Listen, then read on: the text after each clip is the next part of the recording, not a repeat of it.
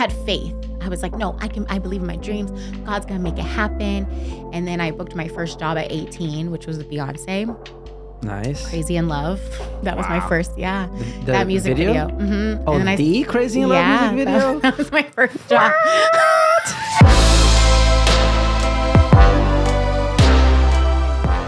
Shirlene. Hi. How's life? Life is great. What do you love about life? I love life's opportunities.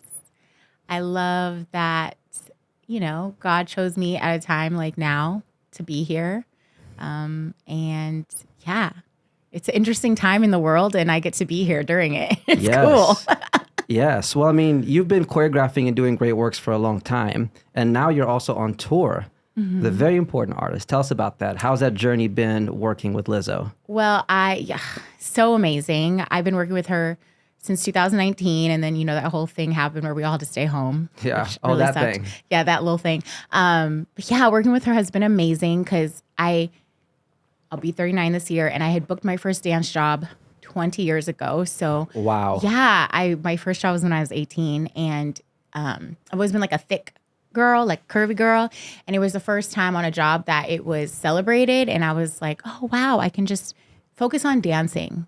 Whereas in a lot of other jobs, I had to focus on like what I looked like and if everything was okay. And that's not me bashing any other jobs because I know it's a different time now. Right. But it's so nice to just be celebrated for just my work and not have to worry about these other things, because sometimes on other jobs, I would not be able to just enjoy the process because I'd be so worried about what do I look like? Do I look okay?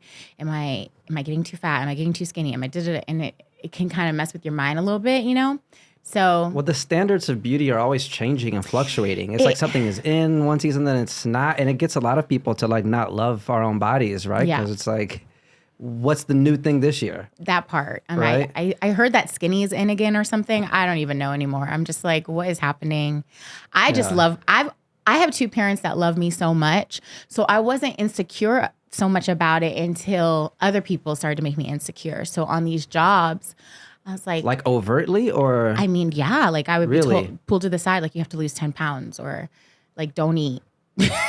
Oh, they actually say that to you straight up? I would get pinched on this one job, the manager, and I'm not like a cancel culture. I'm never going to like call anybody out on stuff like that because it was a different time.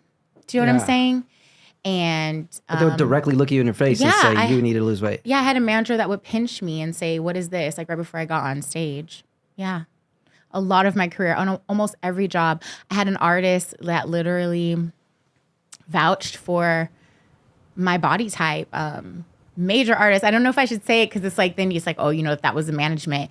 But her manager at the time was like, she's just so fat. She's so fat on camera. First of all, when I look at myself back then, I'm like, ugh, can I please fit into those jeans now? Like, I wasn't even a big girl. But they were like, she's fat on camera. And this artist was like, no, she's not. She's beautiful. I want her. We're keeping her because they had brought a girl in to replace me that was like this big. And then I was like, I just thought I was coming to rehearsal today. So that can, as a woman in the industry, really like mess with you. And I just love dancing so much. And I was like, man, I just want to dance. But then when I was dancing in that moment, even if someone pinched me right before, once I started dancing and I got on that stage, I was very happy and I didn't think about it while I was dancing. But then the minute I would get off stage, I'll be like, it seems so trippy now because things have kind of progressed a lot, especially in the last couple of years, right? To think that that's just acceptable part of management. It was back in the day. Yeah. Like it's not even a low key thing. It's like, no. This is how we manage. Like it's like a overt thing to be done. And it would be sometimes done in front of the other dancers and you're kind of embarrassed. I was doing one job and the stylist was like, oh, I didn't know we were going to have plus size dancers. And the choreographer at the time, she was like, she's not plus size. What are you talking about? And if she was, what's the problem? I was a size 8. I was like, what? I have hips, you know? So even if I'm small on top, I'm always going to be a little thicker on the bottom. Yeah. And now that I'm older and I love myself in a new way, those comments don't offend me because I'm like, I look amazing, regardless of what size I am. But you had to work to get to this point. I had to work to get to this point because of the industry. And now working with someone in this industry that validates my my beauty, like the inside and the outside. It's just so refreshing. And it's honestly, and this is me not putting down any of the other camps, because a lot of the times the artists I worked with were so nice, but it was like the camp, you know, it was the management and things like that usually stress you out. This is like the first camp and environment that I've ever felt the safest, like in all regards, from management to the artist to the makeup to the styling to the other dancers, choreographer. Because people don't know that just because you're working with a certain celebrity, it doesn't mean that it's all glitz and glamour with you and them. Most of your time is interacting with the rest of the crew. Exactly. Yeah, when I was on tour with the first rapper I worked with as well, me and him got along great, but he had this entourage member who technically didn't do anything, but just kept trying to boss me around and try to cuss me out in front of people. And I'm just like, no. Like, just like a homie, you know what I mean? That would just give me a hard time. And it's like I had to leave that tour because it was just like, this is crazy. It's not healthy, Yeah, but then people are like, well, weren't you working with such and such? It's like, yeah, but it's not just that. It's the whole picture, team. Yeah. Yeah, it's important to put good people around you. Honestly, she has such a great team, and I'm not just saying that. Like she's such a kind and phenomenal woman. Like I honestly love her so much, and I'm so thankful to be able to be like a part of her team and the movement that she's doing. I don't think it's just about body, but she is, like I say, it's like MC Hammer on Sparkles. Yeah. Like we're just like super turned up, and it's just happy. And you know, because I am like a woman of faith too, in the secular dance industry, it's hard to say yes to every job. And in this job, it's like safe, it's happy. And she won't even make me do things that I'm not comfortable doing. She'll like, no, Shirlene's not gonna wear that. Yeah, oh, that's good. Yeah, that's really cool. What was it like when you first met Lizzo in person? It was an audition, and I was living in New York, and God put on my heart to come back to LA like quick. And I was like, okay. He's like, I have something for you. I was like, okay. And then my agent, I went to meet with them like to choreography, because I'm getting older now. You know, I think I was like 33, 34. Yeah. It's like, let's focus more on choreo, you know, workshops. And they were like, but you'll still dance audition, right? And I was like, yeah, girl. But I didn't think they were going to send me out on something. That next week they sent me out on Lizzo. Wow. Yeah. And I looked her up and I was like, okay, she looks fun. Oh, she thick. She gonna like that I'm thick. And so I went in there, and I'm kind of the kind of person like I hide in the back. Yes. Because I'm kind of, okay, I don't want to say I'm shy, because like right now you're like, there's no way she's shy. But I'm reserved. That's a good word. I'm very reserved until I'm comfortable. So I was like in the back, and I auditioned. I remember she liked my outfit. She's like, come here. I was like, she touched my little outfit. She's like, you cute, you know. I was like, and yeah. That she booked to be. I always tell people, I'm like, you never know like when, where, why, or how, like timing. Yes. And also favor, because I'm a believer. So I believe like we have favor on us. And like I was the oldest, definitely that day. I was the oldest in the room. Yeah. And I just hadn't even auditioned in a long time, you know?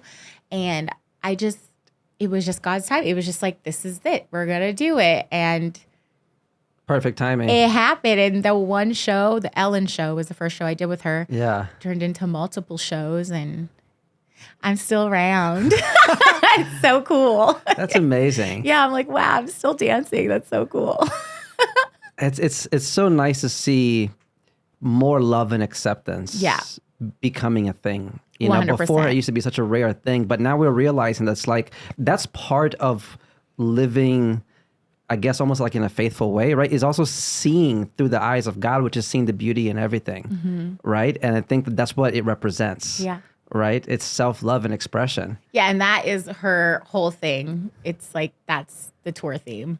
It's so fun. Sparkles. That's great. Has your family gone to see a show yet? My dad's seen some of the older shows. Okay. He didn't see this recent show. My mom came to the show that we just had at the Forum. Okay. She was there getting her little boogie on. She's 78. Oh, wow. Yeah, she had me at 40. So she'd be, 79. Oh my gosh. Sorry. Does she 78, does she like She's hip on old. like what's going on? Like she understands the game and Yeah. how dope Oh it is no, that yeah. you're doing this? Yeah. Sometimes it's really funny to me because my mom's a very young for her age. Yeah. I mean, she can still touch her toes. I'd be like, okay, go mom. I mean, like, yeah, just like you, right? You know, yeah, I hope I would be like that too. But she be saying stuff that I don't know. I'm like, Mom. She's like, oh, you didn't see that on the internet? This is what's going on. I'm like, oh my gosh. Okay, thanks. It's so cute So, yeah. watching parents get down with the internet. It's so cute. I had this little video because my friend took her and she was just like, rocking and a jamming. So I'm glad she was up and boogieing. It makes me happy to see old people having fun. 100%. Like whenever you see there's like a dance at a wedding or something, there'll be like that one super old guy or woman who's like getting down and they're just like, they don't give a fuck. They're just because enjoying they're like life. babies, Yes. but they're adults. Yeah.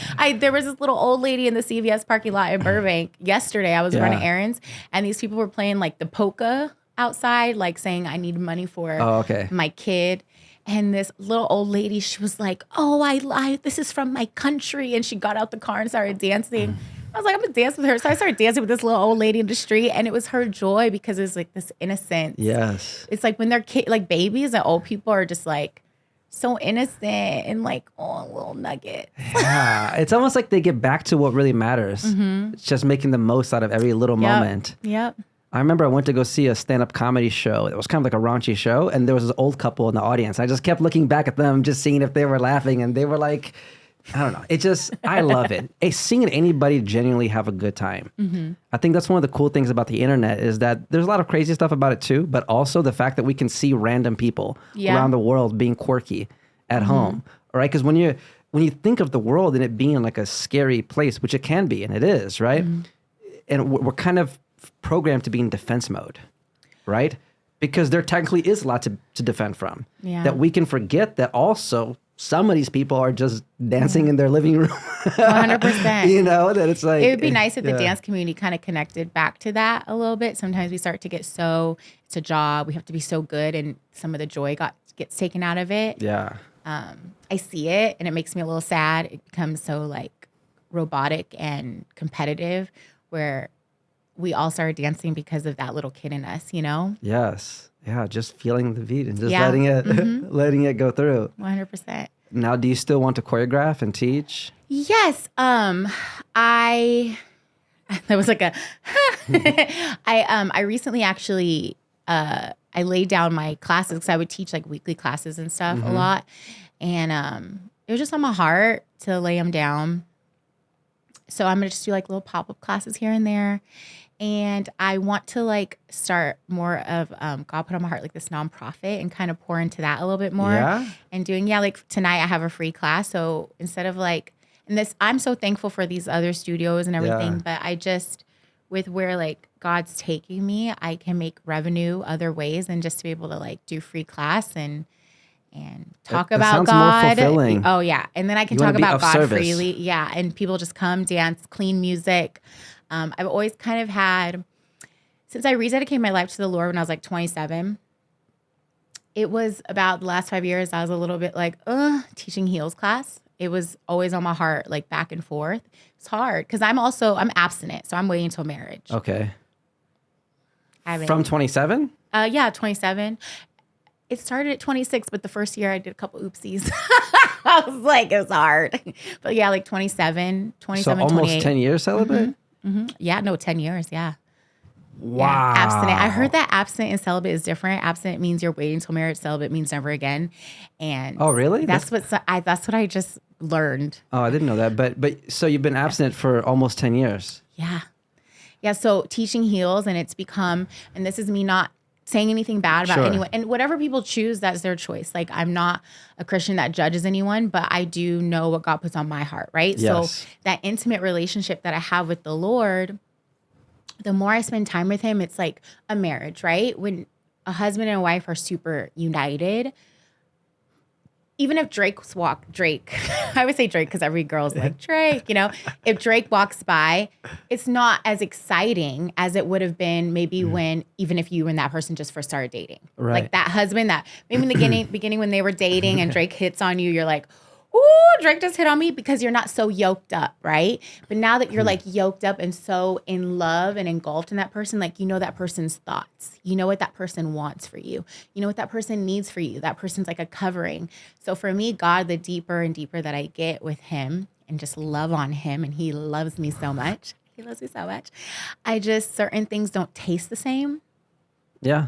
And I actually started studying ministry last year. And then it was just like end of last year, God was like, it's not what I need from you anymore. You can teach heels class every now and then, but that's not like your title anymore.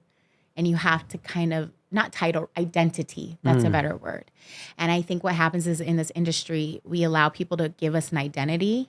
Right. And I started heels classes so long ago. There was no heels classes in the dance studio, by the way. I was the first person to start like a weekly heels class. Really? Yeah, and all an accident because I was so awkward in my heels. I felt like a Bambi in a deer headlight because I was a hip hop dancer. Yeah. I would take like hip hop class in my heels, and people were like, "Oh, you should teach that." And I was like, "Oh no, I'll be a horrible teacher. You want me to make up stuff and remember it and then teach it?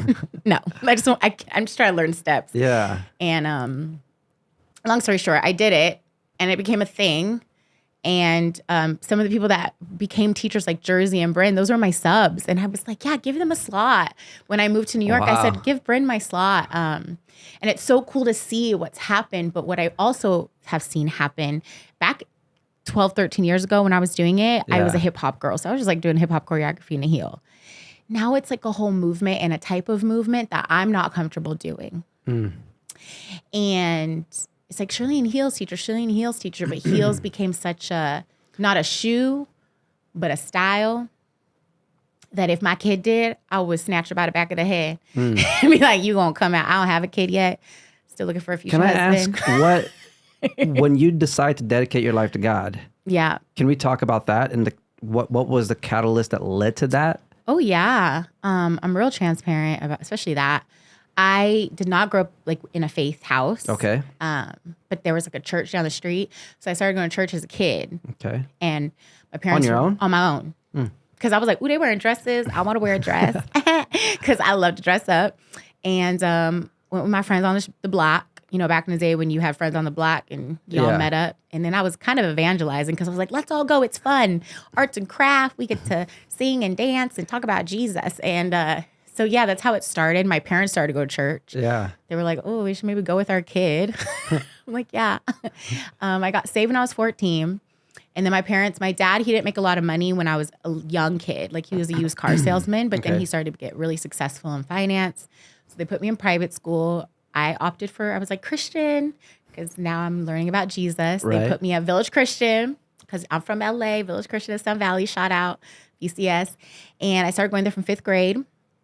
So I had faith, but not a relationship.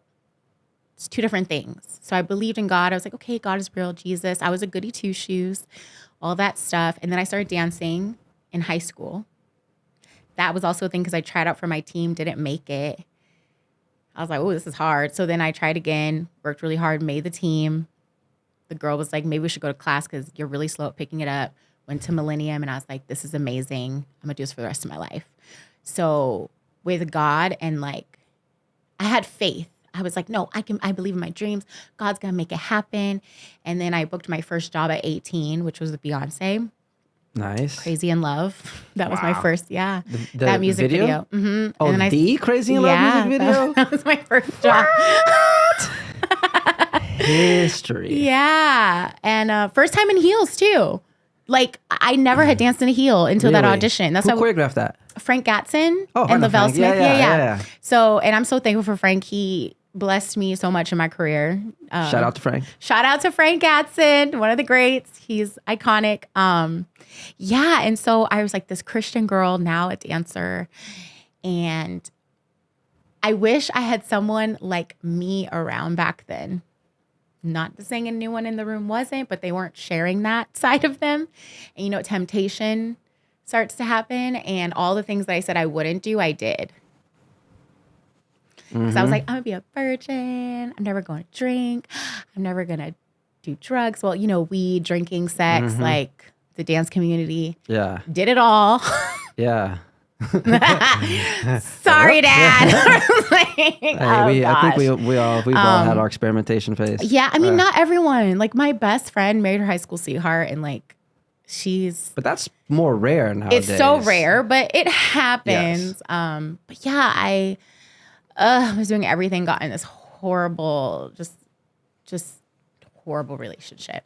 And I forgive that person. This is like between 18 and 21. It's like early. Yeah. I was 19 when I started dating this guy. Now I'm 18. I'm out here making money. Back in the day, it was even more money because my rent was only $12.50 a month for a 2+2 in Burbank. Listen, I know. Oh my God. And we still making the same amount of money. I'm like, oh my gosh, dancer checks. It's like, what's happening? But so back when you're making like $12,000 a month, back at that type of budget, I was out here. Yeah. Listen, I started going to the clubs. I was out here, like out here, sitting next to Lindsay Lohan and Paris Hilton, like 18, 19, started hanging out with the wrong crowd. And it's very intoxicating. Yeah. The world is. The whole, not just the actual substances, but that whole vibe. That whole, you're so cool. And I was not cool, right? So in high school, like I wasn't the cool girl. You know, I was kind of a goody two-shoes nerd. None of the guys liked me. Not shout out to VCS for that. But the hip hop guys liked me. They were like, no, you cute. I was like, oh, I'm cute? Okay. So finally getting that attention, it started to have me go down the exact opposite road that I was going towards. And I lost relationship. I had faith in the back of my mind, but it was like back. Right. It was like I know. Yeah, God's real. Whatever. Nah. That's what you mean between having faith and a relationship. A relationship means there's a constant connection. You share, you listen, you tune in. That part. Like when I'm married, like he better call me every day.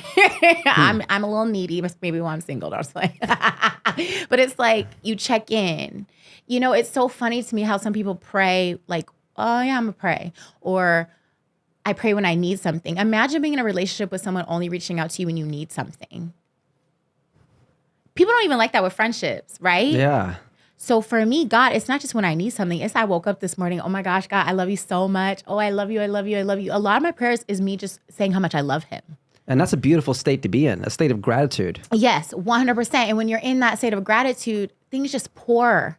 It's like because you're so filled up, you just pour out, and it resonates. Mm-hmm. It's like in the opposite way. When I have a quote unquote bad day, and by that I mean where I'm in a bad mood. Yeah. One bad thing causes the next bad thing to happen, and then you spill your coffee, and then this happens, and then you forget your charge. It's like a downward spiral, right? But on the days where you're just like, what a beautiful, I can just see the beauty of life in that moment, whatever it is. Even if you have a flat tire, you could say, well, thank God I didn't get into an accident. And thank God I got AAA. Yeah, or whatever. Yes, I think that's the most attractive state to be in for friendship, for business, for anything. It's when somebody's grateful. Like even how you said spill your coffee. I think when you're in that gratitude state, you spill the coffee and you're like, oh, well, good thing I got some a washer dryer at home. Yeah, you could stop it right there and just, You'd be like, exactly. Doop-de-doop. Yeah, 100%. And that's what God did for me. And so when I was going the opposite way, my family, when I was like 26, recession. Remember that recession that happened? In 2008? Yeah. It started to hit my family around, it was like 2010. Oh, yeah, because your dad was in sales. Yeah, finance. And he, what's it called? Real estate and stuff like that. Oh, that's when the subprime mortgage, the stuff happened. And my dad is like the provider. My mom was a housewife. My dad took care of my mom, my grandma, take care of my aunt. My dad's one of those people, he takes care of everybody. Yeah. He's so selfless. I literally have like the best dad. I love him so much. That's great. Yeah, I'm his only child too, so we know how that goes. That's going to play in great for when you get your husband. And that's why I'm also really picky. I'm like, I have a good dad. So. As you should be. Period. I think people in general should be more picky. 100%. Especially being abstinent. Like it takes a certain type of person that's like down for that. So it's going to be a good guy, a great guy. But my dad, like we lost everything. The house I grew up in, like it was really hard. My mom had to come and move in with me with the 3 dogs in my apartment. Wow. And from the outside, everyone probably thought I was living my best life because I had my Mercedes and I was a working dancer and do, but they don't know the struggles. They had no idea. I had just left that really horrible relationship that I had talked about earlier. Sure. So I was very broken, right? So then I had left that relationship. Now I'm smoking a lot more weed. I'm like really sad. But from the outside, everyone just thought I was happy because I was working. Now my parents lost everything. My mom's living with me, and me and my mom sometimes, God bless her heart, but we clash. Oh my gosh. So then I'm dealing with that, and I'm like, it was really hard. And I remember I had gotten in a fight with a friend at the time that I really loved, and it hurt me because she had said she would go hang out with me and then like skip me for her boyfriend. And I was just like, I need a friend right now. And I remember just being so angry. I've never been that angry in my life. I was so angry. I felt like nobody was there for me. And I remember I hung up on her and I freaked out and I was screaming and crying and I dropped to the floor. I was like shaking, like kind of like, and I was like, God, if you're real, do something right now because I can't do this anymore. And I was screaming. And I didn't have a lot of money at the time too. So I was working a lot, but I was providing. Yeah. And I felt like I had $20 in the bank at all times. Which is a weird feeling, even when you know you're grossing a lot. And you're like, where's it all going? And I'm helping feed my mom, but my dad's doing the best he can. And he, as a man that has provided for me and my family my whole life, I mean, putting me in private schools. The time he was living like in the same neighborhood as Bill Gates in Seattle. Like things were fine, you know, and then they weren't. It was like, when you have a lot and you lose a lot, it's a lot different. Mm-hmm. And literally as I was screaming, I get a phone call from my agent. I was like, and I answer the phone. She's like, yeah, you booked a national Pepsi commercial for the Super Bowl. I was like, but I didn't audition for anything. She's like, yeah, it's this director you auditioned for like a year ago for Reebok. He just wanted to direct book you. I was like, oh my God, I really need this money. Wow. And I was like, wait, God? I just yelled at you to do something and you just called. I know that Lisa's not God, but wait, Lisa's my agent. That same week, one of my friends goes, you know, Shirlene, your heart, the way you love people, it gives me like you believe in Jesus. I was like, yes. And she was like, do you want to go to church with me this week? I feel like I'm supposed to ask you. Kid you not, that's what happened. And I was like, I don't believe in coincidence. And I was like, what? And so I went to One LA. At the time, it was called something else. I forgot. I think it's called One Church. And I still consider that my home church. Yeah. And I went in there and I felt the presence of God in a way that I had never felt it. And I was literally getting like little goosebump feelings. And I was crying, I was weeping. I was at the altar, like asking God to forgive me. And he was like, if anyone wants to accept the Lord as your savior and like, or they strayed, like, let me know. And I was like, me, I want him back. Like, I'm sold out again for Jesus. Like, what do I need to do? And I remember all of a sudden, like, you know, when the little tray goes by, I was like, I feel Jesus. I only got $20 in the bank and I got $5 cash. And I was like, you know what? Boom. And I put it in just on faith. And then Bobby Newberry starts calling me and I was like, I'm in church. He was like, are you free? And then it was like a booking for the next day. Wow. And God, not that I believe in like, sure, you know, God, he gives you money, but he gives us our needs just to show us like, I'm Father, I'm here. I was waiting on you to call on me. And I was like, that money that I need to pay rent tomorrow, like I just got it.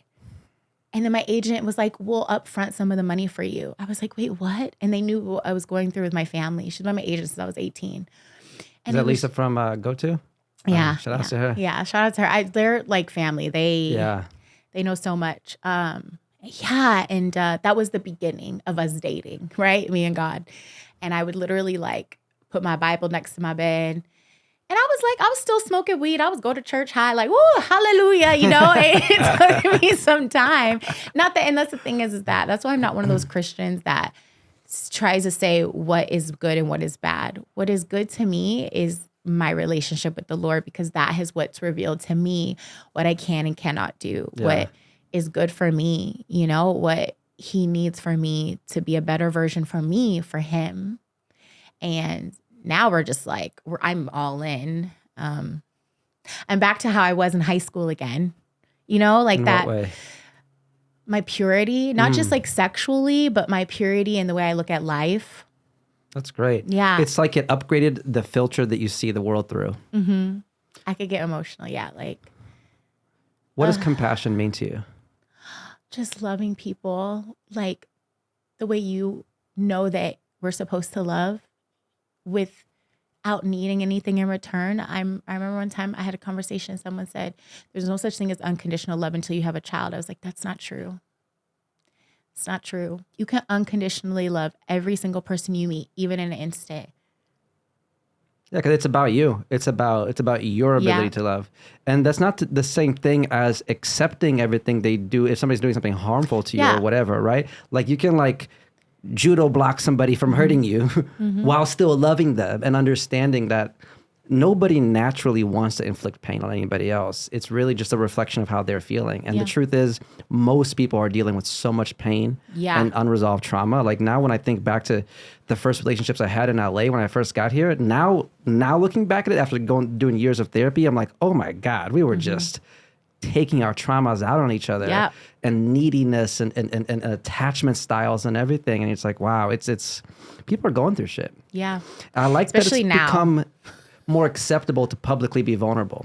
Yeah. Like even what you said about, back when you were making more money but you weren't seeing much of it, right? Like so many times I've been in that same boat as well, but it's like, it's weird. You don't want to let people know that you're struggling. We just want them to see the Mercedes and to be like, he's doing great, But the reality is life is full of it. People are struggling and winging it. Most people. Yeah. It's in funny. big jobs too. Because I don't have a Mercedes no more. And I have a lot more in my bank account than I did when I had my Mercedes. And it's funny how you start to look at life when you get a little bit more wisdom. And what actually matters, But at the same time, I don't know how you feel, but I'm grateful that I went through the periods of trying those things to understand what's not for me. Yep. Even when it came to relationships and all that, I remember feeling inadequate. And I thought, well, if I'm dating this kind of girl, I will be more accepted or whatever, right? And then I look back on it and it's like, oh, well, I mean, not that I didn't like them, but it's like, oh, I was doing that to make up for how I felt, or I was, like each one had kind of like a different reason for it, right? And now I realize that so much of what I was doing was to make myself feel okay with being me, right? Like, oh, I feel insecure at this party. Maybe if I take Molly, I'll be extra nice to everybody, and then they'll accept me, and I'm talkative and then you realize, no, you just wanted to connect. Oh, that's what you wanted. So good, yeah. All right, it's that's really all we want is 100% love and connection. And no one was ever meant to be alone, whether that be in relationship, friendship, you know what I mean, marriage, anything. Like no human was meant to be alone. And I'm a firm believer of when you feel alone and isolated, that's when like things can get to people. Sometimes we're not alone, but we think we're alone. And that's when I think depression and all these things that are happening in the world start to begin, because without fellowship and connection with other people, you're just not living, That's something I've always appreciated about religions, and that it creates a sense of community. And it gives an ideal to strive for, right? No matter what religion it is, the concept of it is that, hey, we believe in the higher power and that there is an example of teachings of somebody who did it the best. And I'm like, okay, well, we're capable of trying to live like that, right? And I don't know, for me, I've always been extra hard on myself. Like I give everybody else a lot of grace. I'm like, oh no, he didn't mean that. Oh no, she didn't mean that. But then for me, it gets so hard. But then it's like when I tune into that God perspective, it's a compassionate but truthful perspective. It's not compassionate like it's sugarcoating, right? But it's more of a tune of like seeing the best in somebody, and knowing that if you nurture it properly, including myself. If I see the best in myself and if I nurture it, it's a lot of good can come from it. 100%. Yeah. Yeah. I'm hard on myself too sometimes when I have to like chill on that. I'm like, wait, okay.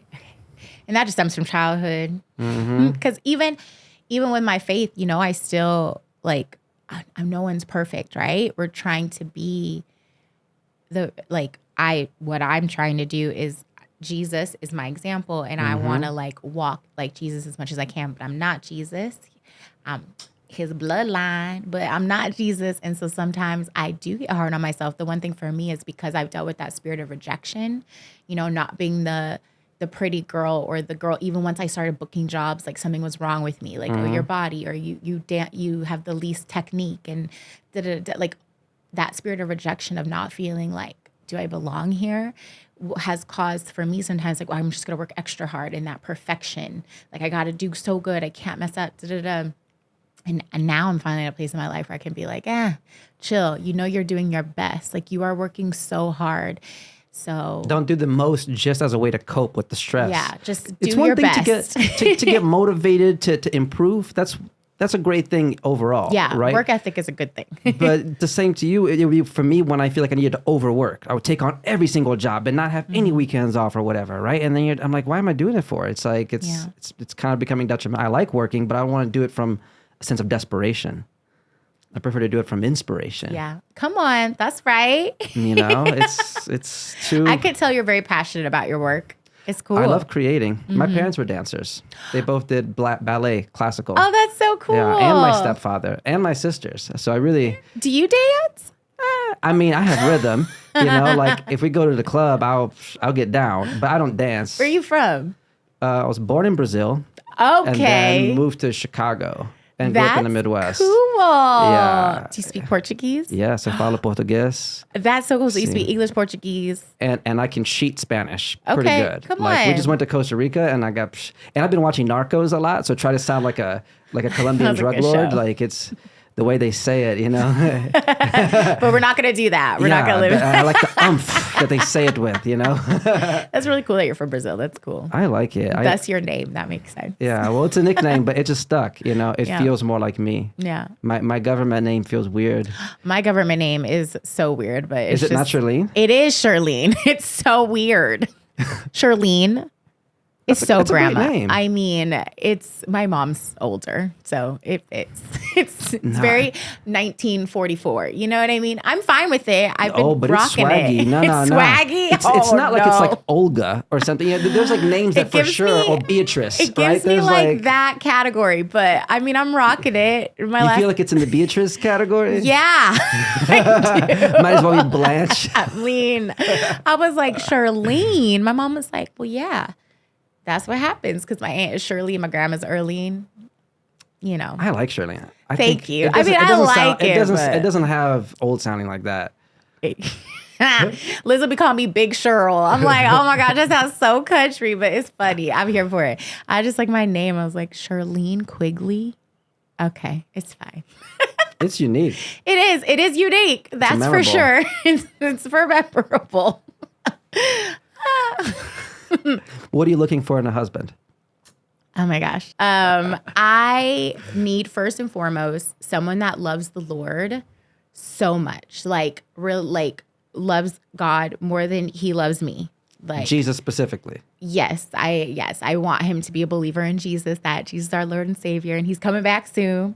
Because I'm one of those crazy Christians. I'm like, he is coming back soon. So I need someone that's on that same level. So it's not like we can have those conversations. I feel like that's an important thing. It's so important, and that's not me being. I can have friends of any type of religion. Sure. I can have that's different. But my husband, the person that I walk down the aisle with to raise our children with, if we're not like-minded, because marriage is more than just love. It's a partner. It's a collaboration. You gotta have the same North Star. You might have different personal ideas, but you gotta be aiming in the same direction. The same major things like Yeah. faith and how you want to raise your children and the things that you believe. That is so important. Like even like I don't want him to be a drinker or smoke weed or I was things just gonna like ask that. that. What are the must-not-haves? No drinking, no smoking, no drugs. You wait till marriage. And wait, do that stuff once you're married? No. Wait till you're married to do the No, drugs. when we're married, like, woo! No. In the marriage, none of that besides the, obviously I'm not abstinent when I get married. Right. Oh my gosh, I can't wait for that day. Jeez Louise. No, yeah. Those kind of things. I don't cuss, so I don't want someone that's cussing. Like, Would you want him to also be abstinent prior to meeting you? that would be ideal. Yeah, because that means we were going, What and if he this is- becomes abstinent once he meets you? He's I like, okay, feel I'll like- wait from now till marriage. I'm 30. I'm going to be 39 this year. So you want him to be a virgin? No, not a virgin. Like, I ain't no virgin. But you want My him to be at catalog's least a looking at me couple like, no, years you ain't. into the Not catalog. That sounded horrible. I was not out here like that. But you know what I mean. I'm not a virgin. I want him to be, okay. you want some of to the have experience but be retired. Yes, some of the feminists are going to come for me right now. And please don't come for me, feminists. But I believe like the man is like the head. Okay. And I want Yes. him to be like a little stronger in those kind of departments than me, because also, let's keep it 100, it's harder for men to be abstinent than a woman. So I need him to be walking in that before he meets me, not because of me. I don't want anyone to do anything because Right. of me. Because then he might have resentment of being like, oh, I did this for her or whatever. That part. I want if everything. it's already in his belief. 2 holes make a hole. I don't want another half. I don't want another half.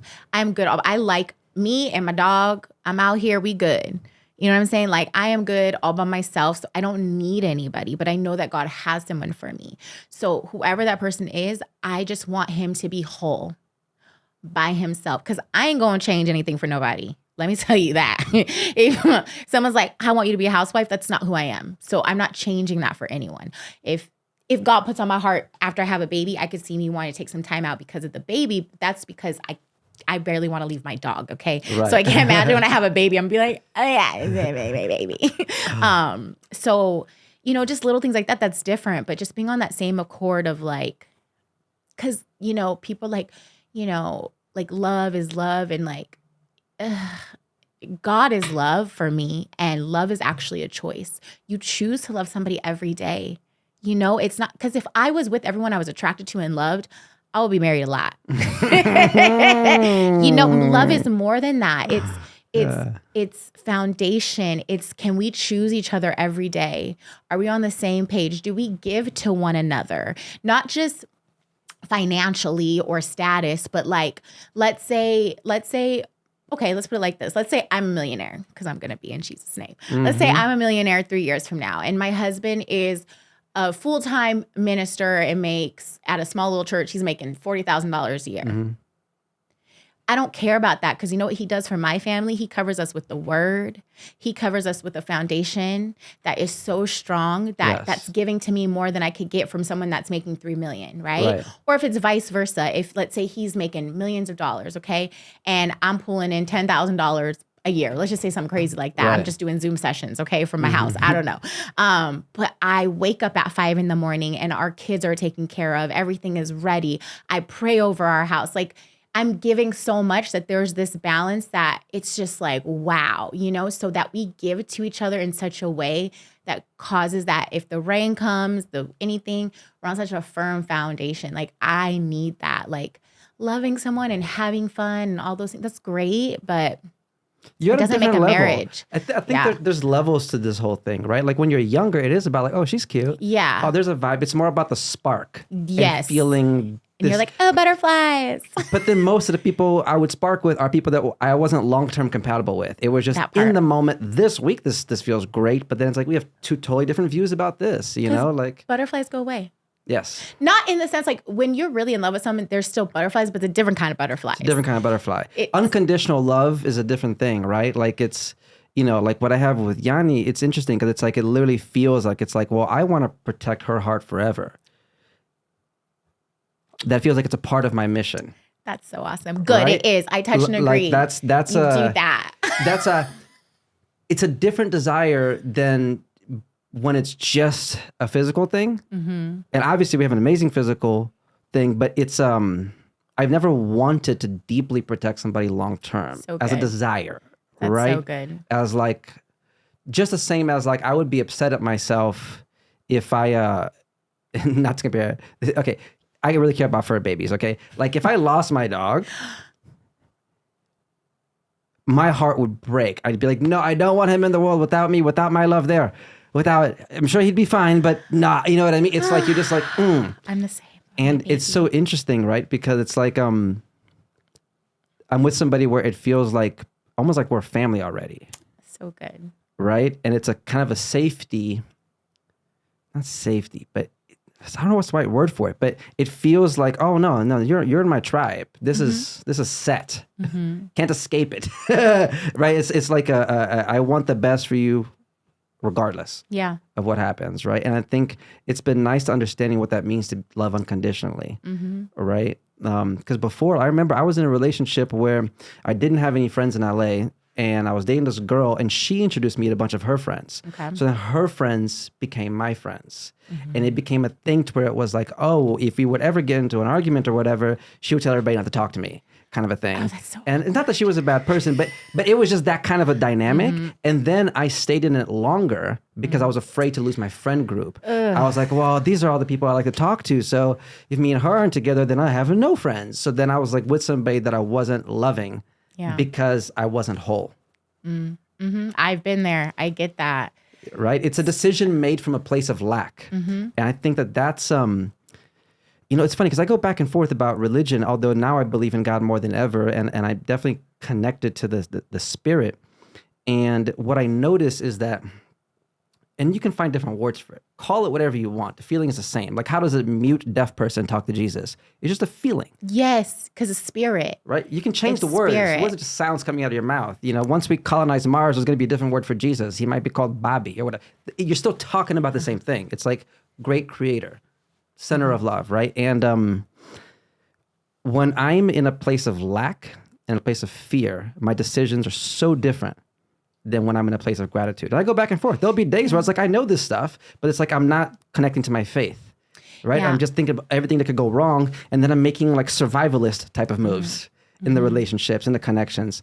But like yesterday, I sat in the hammock and I was just looking at these two birds, and they were just like these two little lovebirds, and I just filmed them for like 10 minutes, and it was just so beautiful. And I kind of zeroed in on just the moment, and I just saw the beauty in it. And that lens to me feels like that's like a godly lens. Yeah. Of just being like, wow, look simplicity. I'm so grateful for this moment, and just seeing that all these beautiful creations. And I just want to operate more from that perspective and notice when I'm getting away from it. Yeah, same. And what's really cool too is that when you're, for me, like operating in the fullness of God, like our no's have meaning. Do you know what I mean? Like being able to walk away from something is not because of lack, it's because of fullness. Yes. It's hard to walk away from something that's not bad, right? So it's hard to walk away from something that's good, but isn't right. but it's not. For me, I'll be like, it's just not God. Nothing was wrong. I just knew it wasn't right. And I was like, I got to walk away. Or even just like the heels, like Millennium, there was nothing wrong. I loved, that was my home, my dance home. It was nothing wrong. But God was like, it's just not me where I need you right now. It's good. It's just not God. It's just not God. So I had You're to like right. walk away. That And I was is like, harder. ooh, okay, God. But the reward is way more lit. That week that I walked away from the heels class, and that was really hard for me because that's like my identity. Like all my students were DMing me, when are you going to teach again? You're back from tour. That was like such a part of my identity in the industry. And God was like, lay this down. That same week, God does stuff like this to me. I got called from one of the #1 Christian schools like in California to go choreograph for their kids. And they like paid good. It wasn't like, high school money. It was like what we asked for as choreographers. Wow. And I was like, this is cool. And it aligned to you. It aligns to me. And they were like, we want hip hop. I was like, let's go. And I actually started on a team just like those kids. Then I ended up booking through a woman that has a production company that's a Christian, hollers at me, can you work with my artist? I'm like, yes. Then also I booked this women empowerment ad. Within that week, I made... There's no coincidence. I was like... No. Because I walked away and I couldn't see the big teddy bear. You know how that meme? Yeah. And I couldn't see it, but God was like, let it go. I got you. And I haven't got even like the official email, but then they hit me up. That same school had a meeting, was like, would you be part of our board? I was like, I didn't go to college. I was like, I'm just a dancer. They were like, yeah, you're just a working dancer for 20 years and you love Jesus and you spoke life over our kids. We would love to have you. And I was like, and they're like, and we'll go around your tour schedule. I was like, wait, God, what? Okay, I'm just going to walk away from things that are good when they ain't God all the time. Yes, that's a great lesson. Those are powerful. And you're so right, too, because it's easier to walk away when something's blatantly horrible. And even that can be hard sometimes because of fear of whatever the pain might be. But when something is good, but just not right, you can settle. Yes. A lot of people are like in marriages, and it's like, it's not that the person's bad, right? So like even in my other situation, both of us would have been settling. So sometimes you just have to walk away from things that are good because there's something way bigger. And I think even like in the dance industry, a lot of dancers just say yes to everything, And it feels like you have to when you're low on money. But then you start doing stuff that doesn't align with you spiritually. That's how I felt about doing rap videos. Like, and I love hip hop. I'm a big hip hop head. Some of these but things. I was doing so many videos where I didn't believe in the artist, I didn't believe in the song or the content of it, and it wasn't making that much money. And I was just like, I don't want to do this. I'm good. Yeah. If we just valued ourselves as artists differently and just trusted the no's. I wonder what we would even get as artists. Do you know what I mean? Like when I was working with Lizzo in 2019, I'm new to the camp. Yeah. One of the dance moves was like this, but not this finger, the other one. And I'm in rehearsal like this. And then people were looking at me. I was like, I'm sorry, y'all, I don't cuss. I don't. And I just can't. I cannot have Getty images of me with those fingers. Right. I can't at this time in my life. I'm so sorry. Nobody will see. It's so far away. Yeah. And the other girls, not all of them, but some of them like, well, you know, she gonna probably get fired. You know, dances, they like, out of that fear, we have to do everything someone tells us to do. They ended up taking it out, you know, and then like sweet Lizzo pulled me aside one day. She's like, you know, I believe in Jesus. I was like, oh my gosh, yay. And she's like, if he don't want you to do it, I don't want you to do it. That's so beautiful as a boss for her to give you that grace. She's definitely that person. Like even on the big girl show that we did, that won an Emmys, whoop, whoop. One of the girls wasn't comfortable doing, they had like a nude shot, you know? Yeah. And think about like, this is not to put Tyra Banks down, but back in the day, if you told Tyra Banks you weren't going to do something because you didn't feel comfortable, she would have been like, you will never make it in this town, blah, blah, blah, right? Because that was also the culture back then. Lizzo is one of those people that her camp was like, no, if you're not comfortable, we'll give you a nude bra and underwear. It's no problem. And so two of the girls that felt uncomfortable, they were given that option. If artists spoke up, because I think a lot of dancers were just like, yes, yes. And I'm like, no, like, if I'm not comfortable wearing that, I get to say that. If you want to fire me, then you fire me. And honestly, it would show up in your face. Yes. People can fake a smile, but you can tell. Especially my face. They're not liking it. Like you can almost see the sadness in somebody's eyes when they're doing a fake smile on vacation. They're like, everything's perfect. But it's like, not really, crying in the shower afterwards. You know what I mean? And you could tell. And why? Why would we do that? Yeah. For a check? Like, no. I used to back in the day, but now I'm like, no, I'm not comfortable. I can't wear that thong. I can't. Not that someone else can't, but I can't because soon. It's not authentic to you. Yeah. Hopefully in like, 9 months, I'll be a mom. I just have to get, a whole situation to do that. Not 9 months. I need more than 9 months because it takes 9 months to actually have the kid. But you know what I mean? Like we have to be able to say no. No is so powerful. And how you say no, obviously, is powerful too. And obviously, when you say no, you're going to get some flack, and that's okay. And the worst case scenario is you get fired. But believe in yourself so much that you're like, okay, then God has something else for me. It's not like you got fired because of a bad attitude. You got fired because you said something that didn't feel right for you and the thing that is on your heart, whether you're a believer or not. Even people that don't believe in God are uncomfortable doing certain things, but they'll just say yes for a check, And the underlying cause, I think you hit it on the nail, was just a sense of not feeling worthy. Yes. Like I'm not worthy to stand up for my values. Like my values don't matter here. So I have to lower what I believe in to survive with this job. Yep. For me, it was like, I would be afraid to have fun or post photos of me having fun because I was afraid of clients are going to be like, why isn't he editing the video? Like I would be like traumatized to be like, well, I'm not allowed to have any fun until everything is done, right? And it was like, well, I was taking on too many jobs. I wasn't communicating the deadlines properly. And I always felt that like your needs as a video person essentially don't even matter because you have to work 14-hour days and do crazy deadlines. And it felt like, weekends, having fun. Psh, what are you, crazy? You're supposed to be editing all the time, right? There's this whole culture of that. And it's funny because it's like when you say it out loud, it sounds ridiculous. Like as I'm saying it right now, I'm like, it sounds stupid, but you can't feel that way. Yeah, right? and I understand why you would feel that way because people will also make you feel that way. Right? Like, is it ready? And then that pressure, which you said earlier, you're someone that you're hard on yourself. You're like, no, I gotta get it done. I can't. I don't deserve to go have fun today. Yeah. It's like but you do. You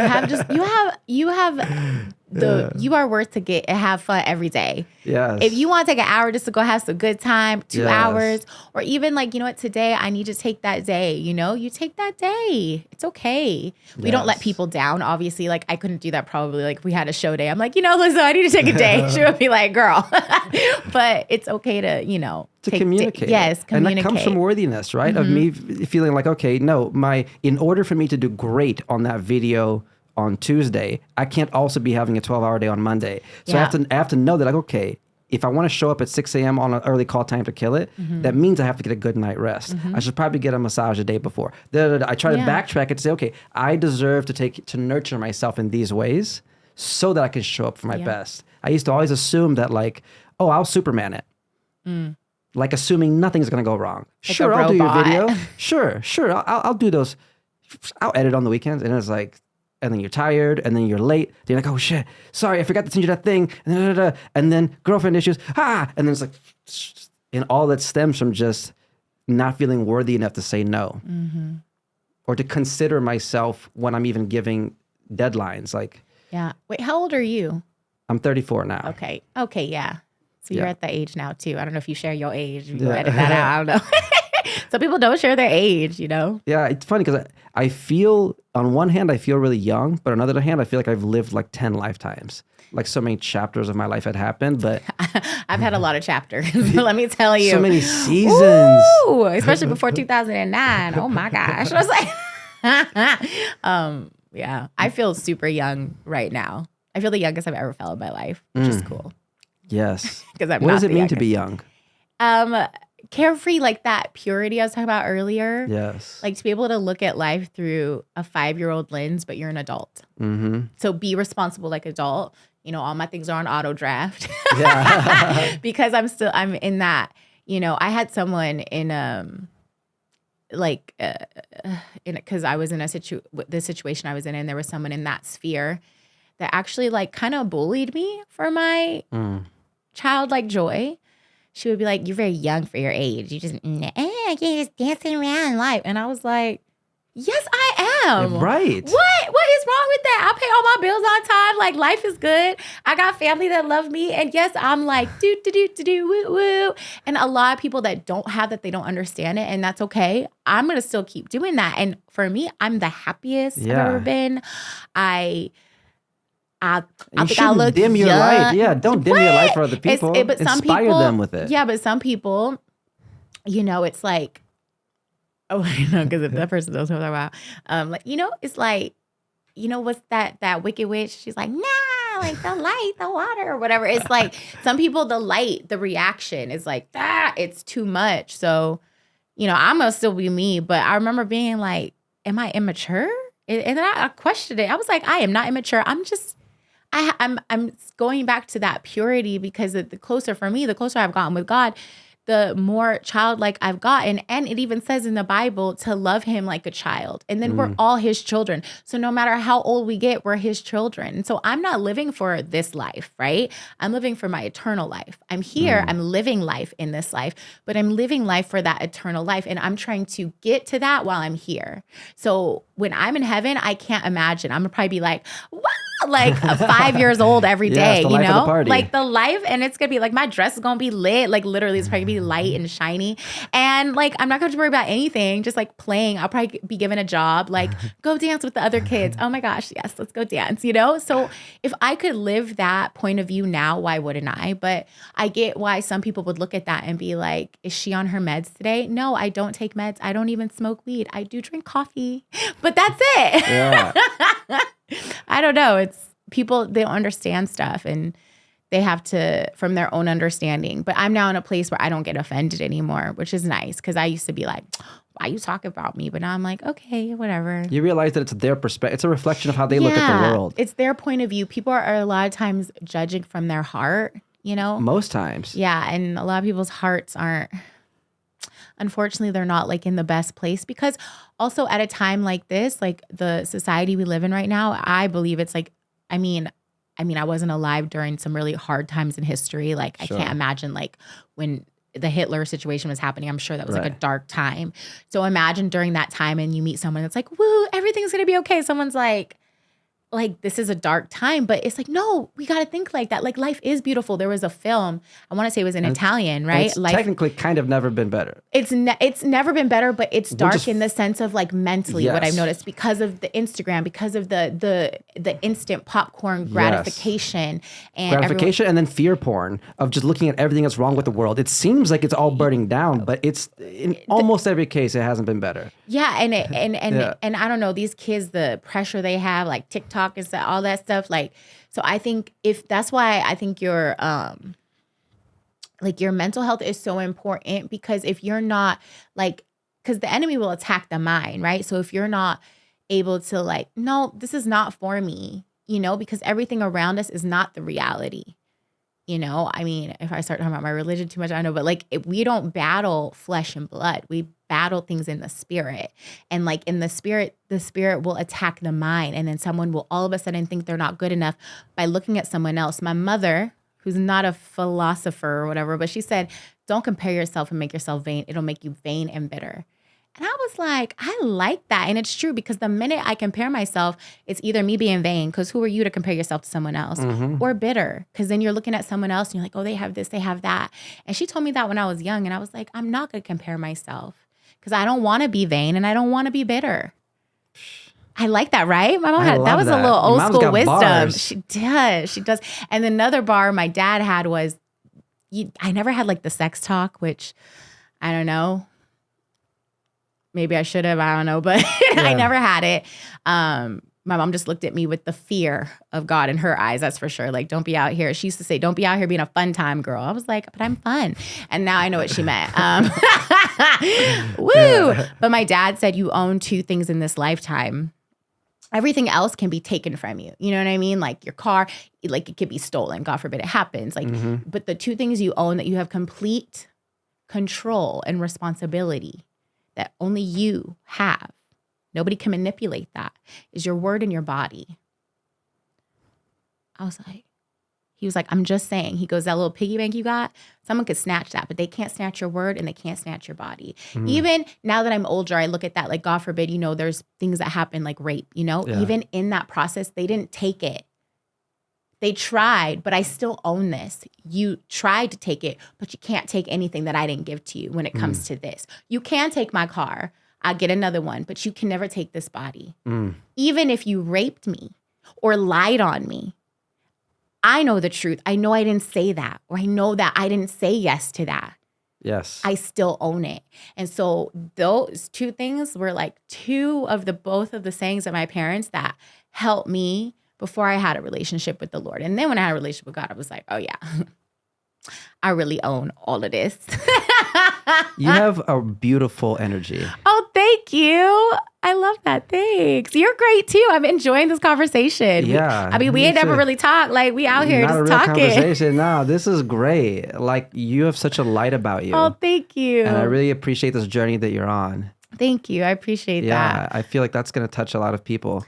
I hope so. Even if it's just a little bit, like that seed, like if I can touch 20 and then those 20 touch 20 and then it's like 20, 20, 20, like what's that thing, that Mary Kate stuff? But like in this way, spiritual MLM, yeah. You know? I think I'm doing good. I just want to make sure on that last day for me that when I get up there, God goes, you did all you could do. And that's all I want to hear. Like, I don't want him to say you were living for yourself. I don't want that, because I know we're in some people are going to get at me for this. We're in such a self-care, self-this, and I believe in that. But sometimes it's a little bit too much about ourself. And a lot of times our self is not healthy. And our desires that we have for ourselves are actually not the desires that God has for us. Yeah, what you want, what you need are 2 different things. Is 2 different things. So sometimes taking yourself outside of yourself is a lot more powerful. More fulfilling. Yeah. No, you're right, because there's a balance between being at a point where you don't take care of yourself at all and don't consider your emotions. I believe in self-care. Like, let me not get for that. Sure. The people like, no self-care. But then there is also a culture in all the memes that seems like it has a big chip on the shoulder. Like, fuck everybody else, I'm just doing me. It's like, well, that's also... Like, no new friends. Like, that's not your highest self. No. Right? Because it's one thing to say, hey, I have boundaries, and there's certain kinds of people that I'm just not going to hang out with anymore. And that's fine. Yeah. But making it seem like everybody is evil and I'm not going to talk to anybody else ever again, that's a hurt perspective. And that's fine. Maybe somebody's at that stage, but the higher stage would be to see the beauty in the world. Protect yourself, but to be open to the possibilities that God could have. When you say you feel called for something, how do you tune into it? I pray. And now, you know, some people will be like, what do you mean you hear a voice? I can hear the voice of God so clear. It's crazy. It's literally, it sounds the same each time. And it doesn't just like come like, like a multiple personality. That's not. I literally, like the other day I was in the shower and I heard him say, you lack nothing. I was like, God, what? He's like, you lack nothing. You have everything that I have for you. And I heard it and I was weeping in the shower. He talks to me in the shower a lot because it's like my quiet time on Me too. accident. Yeah. I'd be like, wait, what? You have this idea for me? I pray about it. And like first I'll sometimes just feel it in my spirit and then I'll hear a confirmation and I'll pray on it. And I have this little area out here that I love. I have two at Malibu Beach and over like the lookout. And I'll just like sit in my car sometimes when I'm like not sure if it's him or not. Cause it sounds, sometimes I'll be like, God, you want me to do what? So I'll like meditate on that word and put on my favorite worship music. And it'll be like a tug on my spirit that I can't shake. And yeah. It's like a vibration. It's hard to explain, but when I know I'm doing the right thing, it feels differently. Because, trying to discern the voices of God in me and the voice of my insecurity in me, right? The voice that says what I want, that wants to control everything. Let me control my environment so that I get what I want so that I survive. Yeah. And then there's the voice that's like the whisper, that's like, that almost feels like, like when you're on set and everybody's looking at the monitor and somebody's like, hey, we have to fix that light back. Or there's like all these there's like an advice team next to the monitor, right? Looking at it. In my head, I have like those voices, right? And there'll be that one that whispering that's like, hey, you should just go home, right? You know that. There's like, it sounds like the realest voice to me is a whisper. It's quiet. Because whenever it's a shout. Oh, it's the opposite. It means I'm already in panic mode. I'm in survival mode. I need this now. It's like, really? That's not, it feels... And I notice that like when I get cranky or when I don't get what I want, you know what I mean? I'm like, why am I being so, I'm like, I'm focused on just what I'm getting. Yeah. Okay. Yeah. It's interesting because when it's like, for me, when I know it's not God, it's I be calling it the other one, my flesh. It's like a mischievous sound too. It's like, just go do it. Wait. And then I'll hear, do not do that. Just soft. It's so crazy how you can discern the two. Because sometimes I'll have this rush. And sometimes God wants me to move fast. He'll be like, I need you to go do it now. But it's in that tone. That's like an urgency, but not a rush. Yes, exactly. Urgency means I love that do it word. now. But you don't have to like, you could be so in a rush to go across the street to get hit by a car. That part.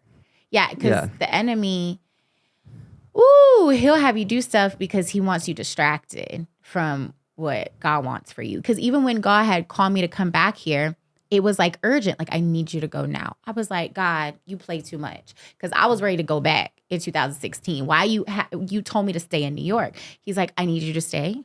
And now I need you to go. I was like, but it was calm. And I was like, he's like, just go. Call your friend Mikey. I was like, Mikey? He's like, yeah, I got an extra room. I was like, but what are my best friends? I was like, a roommate. I've been living on my own. He was like, just go. I need you to just go. You don't have time to go find a place. Like, just go. And you didn't have an external reason to come. You were just called to come back to LA? It was like, just go back. I have a new thing for you. I was like, a new thing? It's my husband. What? It wasn't. And then, and it was like 2 weeks after I came out here I booked Lizzo. And I hadn't dance audition in like 3 years. I was like doing little dance jobs here and there because also there's not a lot of commercial work in New York. Right. And I was like, wait, what? And it was such a new thing because that has been such a new thing. Like, I've never had a dance job like this in my whole career. And I never thought it existed. Especially when you think as a dancer, we're taught to believe that there's only a window where you can be in front of the camera. Yes. Then after that, you better be a creative director or something. And it's like your almost like perfect opportunity came at this stage. It's crazy. Meant to be. And if I hadn't listened to that and was just like, oh, this is just my thoughts, I'm gonna stay in New York. Because I was making a lot of money in New York because they pay teachers very well in New York like City. Like a BDC and those kind of places? BDC, Perry Dance, Ailey, all those places, privates and things. Like, I was making technically more than a dancer. Right. You know? And so I was like, but the joy that I get in dancing, it's so crazy. Like, I'll be saying, like, even if I'm a millionaire, someone was like, oh, you want to come on tour? I would probably go on tour. Like, well, that's the benefit of actually being in abundant financially. I love it. It's not to say that you're above things, but it's that then you have the freedom of choice. Yes. And even like me, I've always been pretty smart with my money. I'm not frugal. Like, on our last tour, I didn't go shopping one day. I Good never for you. I know yeah. dancers that blew Listen, all their money on tour. Never. That blew like 80 racks on a tour. It And don't I'm make no like, sense. what? My dad said, you better save 25% of that and invest it somewhere. Like, don't do that. So yeah, I literally went shopping on the last day of tour because I saw one of my favorite sites had 75% off. I was like, oh my gosh. And I spent like $200 after a whole tour on the last day. Right. I bet it felt nice though. It felt nice. I was like, oh my gosh, I have cute outfits for Christmas. And then that's it. And that's a beautiful balance though, because I think sometimes when we try to be so quote unquote spiritual, that we're like, I don't need anything material. Yeah. It's like, wait a minute. Material things can be nice if you're getting them for the right reasons. Yes, out of humility. Because listen, my father is the king. He wants me to be out here like a princess. Like and for your reasons. Yes. And to not to be perfect for an audition. No, just to feel good. Like he wants, no father doesn't want their children to have everything they need. Mm-hmm. So if my father and my dad here is like that, I can't imagine how my father up there is. So if he gives me an idea and I don't move on that, then I'm not going to get it. But if he gives me an idea and he's like, I'm going to provide, like he's given me this idea recently and I'm just like, okay, God. And he's like, and he's like, you lack nothing. Cause he's like, this is going to actually make you a millionaire. Look we said it right now. So let's say 3 years from now, let's see what happens. Oh, I already feel it. It's funny because you're actually already resonating like a millionaire. Like, you know how they used to have that old saying that's like, don't dress for the job you got, dress for the job you want. But it's also don't resonate for the job you have, resonate for the job you want. Oh, I like that. I never heard that. You seem overqualified. Like you're already a millionaire, but your money's just in other people's accounts. It is. You know? It's just they're going to get a desire for something that you want. They're going to want to go to your show or go to your classes, and it's going to. And this thought just came to me. You know how a lot of times we think that like, okay, God is helping me manifest this thing for me. I think it's the opposite. We're manifesting things for God.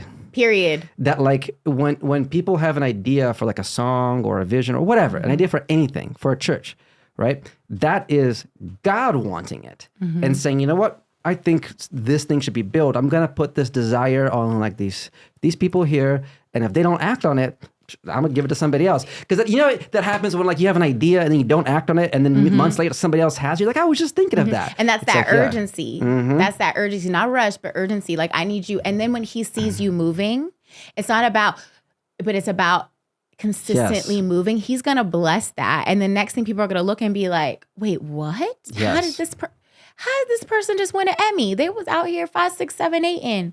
Like, or how did this person just build this multi-million business online? Or how did this person just start this and this and that? It's like, because God told me to move and I moved. And I think it's also in how we interpret the events that happen, because there was a lot of moments in my career where I thought it was going to be a big break.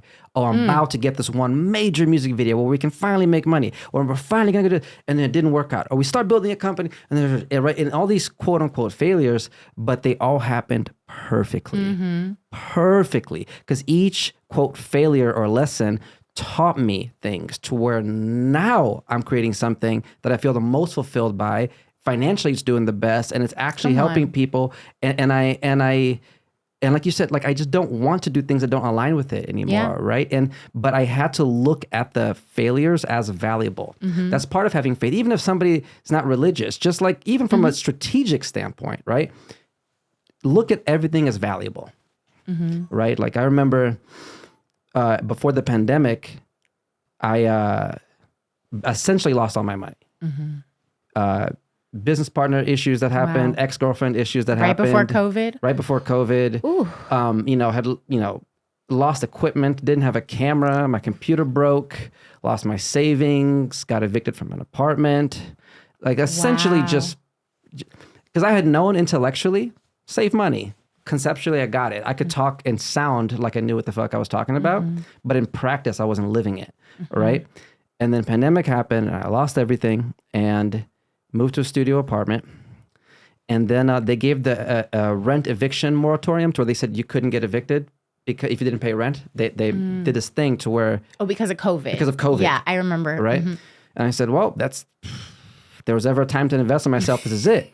So I just had faith that I was like, you know what, I'm going to collaborate with people and make it a win-win to where we make money together and it's going to serve and it's going to help people somehow, some way. And I just didn't pay rent for like 8 months and just invested in creating these projects with my friends. And then literally at the end of it, it popped off. Oh, wow. Made a bunch of money, paid back all my debt, Look at moved to a that. new place, started a company, That's have a studio, testimony. have a whole team, like literally, but I had to lose everything. I had to be at Eat on Magnolia crying, with Yanni, and she had to loan me some money to where literally I was just like, I can't believe my resume is like this, but here I am broke and I know better. And that was the worst part. It was like, oh, and I know better. But it needed to happen. And then I was so like, good. now I'm like, thank God I got evicted. Thank God I felt that pain because it showed me this is what it's like when I'm not being my best self. Yeah. There's a saying in the Bible. It says that it's hard for the rich to inherit the kingdom of God. I never really understood that until I was around wealth. Because sometimes when people have everything, all they can see is the things that they have and not the things that they need. And when we lose everything, we start to see what we need. Yes. Because then we have nothing to rely on but God. And I know that that's what's happened to me in certain situations. And It's like the power of loss. the power of loss. And, there's also, it's my favorite verse is Romans 8:28, is that all things work together for good for those that are called according to his purpose. And that is so true. And just hearing your story, like all those things were for good because it was for his purpose to get you where you're at right now and to get you where you're going. Yes. And that's powerful when you really believe in those simple sayings that are actually really powerful. And even, I heard God say this year, he's like, this year I'm going to financially bless you. And he's like, 3 years from now, you're going to look back at this moment and be like, what? He's like, and I almost upgraded my apartment. And God's like, no. I said, but he said, no, because I want you to live like the queen that you are in heaven, but the servant that you are like Jesus. I was like, and he made me think of in the spirit, when I walk in rooms, I'm royalty.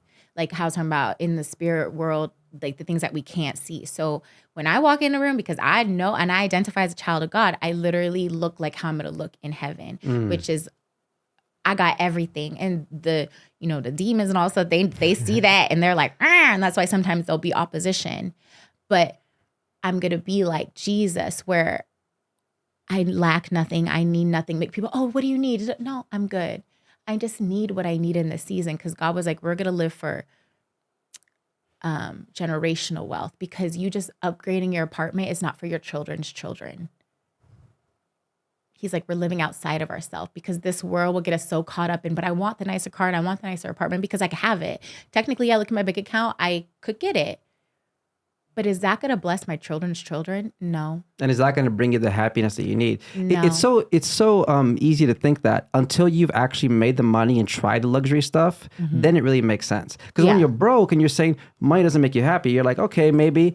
But then it's like, then when you make the money, you do the luxury stuff and you're like, oh, I'm still depressed even with this thing.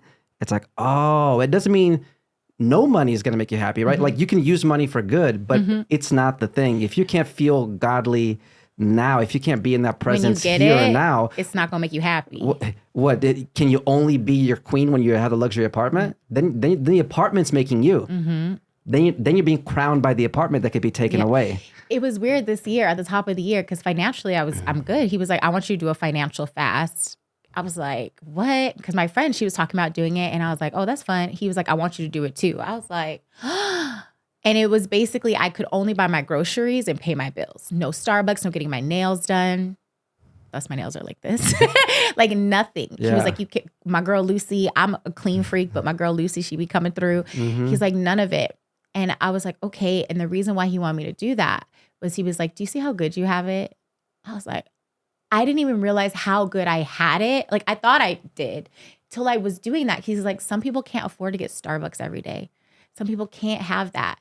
But you're walking in that and you're still being the same. Because like when you fast, you can't be like, oh, I'm fasting, I can't get Starbucks. You still just have to be excited. And so God had me walk in that in the beginning of the year. He's like, because now when I'm about to bless you even more, I still want you to be that mindset, but you're going to have more. Yes. And I also believe that God's children, we can get a nice bag, we can get a nice house, but it's not because we need, like how you were saying, like it's the context the that it's worth coming out from. of that. Yeah. My worth is not out of these things that I have. My worth is what I'm doing. And I'm so grateful that I have these things. And now I get to bless other people. There's like this book in the Bible, it's Proverbs 31. I love it so much. It's basically about like a wifey. And, you know, when I read that in this season, I was like, wow, she was such a hard worker. It says she bought a vineyard. It says that she gave to the people and her servants and the poor. I was like, that is what wealth is for. So that when you have this wealth, everyone around you is blessed. And not like that blessed that we see in the world. Like we going out, we going to get lit, we going to go to the party. Not that type of blessed. It's like if I'm in a state, because I bought a vineyard, which today now would be like I had property right. or a business or both or whatever. Everyone around me, my family, my children, my friends, like they're taken care of. And then them seeing me walk in that while being humble is only going to spark it to do it for them. Because if I'm able to bless someone else by not just my words, but my actions and in a humble way, that's going to start an effect and a fire, like just like woo. And then we all going to be lit. And that's the best feeling. Yeah. Contributing, being a giver. 100%. Oh my gosh, I can't wait. I mean, and it's so funny because I like started just working on this other stuff that will give me money. And then I was like, okay, I'm gonna start a nonprofit too. My dad was like, no, he's a financial advisor. Not that he doesn't believe in it. He's like, you got to focus on this first. And I was like, no. He was like, don't be taking out a business loan for your nonprofit. Okay. I was like, Dad, I tithe. I give 10% to my church. So I'll just take some of that tithing money and like figure it out. I'll start a GoFundMe. I promise I won't like touch my finances. He's like, bet. And I get why he said what he said, but I was like, what's bad with me just giving before I even get a bunch? Like I have that much faith that I'm going to start sowing into this stuff before I get the other stuff, because that other stuff is only going to bless this nonprofit more. Because I'd made a promise. I was like, I'm not going to touch, you know how you can like make money still from a nonprofit? Yeah. I was like, whatever this is, I'm never going to make money. Now, people that go fly to like Africa for me to do it, yeah, you have to pay those people because they're gone for 2 weeks and that kind of stuff. But like the end goal that I have for that, I was like, I'm going to be making so much money doing this that this is just going to be like a doop-de-doop. And I was like, I just want to start it now. Like, why not? And he's like, oh my God, my daughter's crazy. Just trying to save the world. I love that. But yeah, that's me. So you really are a beautiful spirit. Thank you. You are too. Yeah, thank you for coming handsome and sharing. Spirit. I don't know. You know how long we've been talking for already? No. It's been 90 minutes. Shut the front door. And it's been flowing. Oh my gosh, I know that's you long. do have to teach tonight. So I do. It's 5:40 right now. That's perf. So maybe we can end this one here. But honestly, I felt like we could have kept going for hours. I'm down. I'll come back. Yes, I want You're to like get almost more of my neighbor. the spiritual updates, you know? Okay. Yeah, I'm for real. Like I'm for real too. I love it. I had so much fun. Transformation, spiritual phase, the stage that you're on, I like it a lot. And that's part of the purpose of this podcast is to share stuff that people are learning with the audience. So Thank you for having me. Yeah. I had fun. I've never done one of these. Really? Never. Oh, you're a natural. You should have your own. No. Oh my gosh, that will stress me out. Oh my God. You share your message to everybody. One thing at a time. If I feel called, I'm going to call you because I'm literally like, he knows what he's doing. Well, Shirlene, it's been a blessing having you here. Thank you. Thank you for sharing your story. Thanks for letting me share.